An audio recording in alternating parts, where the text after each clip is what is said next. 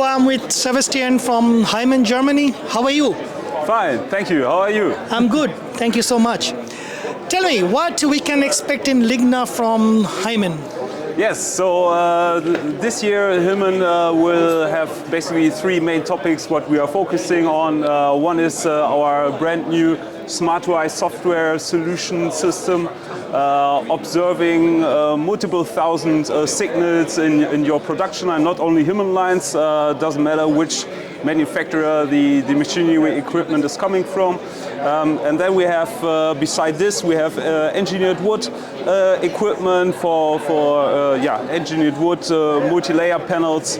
And beside this, we are also focusing this year on digital printing together with digital structuring, so-called our DLE Plus system, where we combine basically the visuals with the haptic, all digital, printing on demand, just the individual styles what you're looking for your production lines and at the end for your dear customers.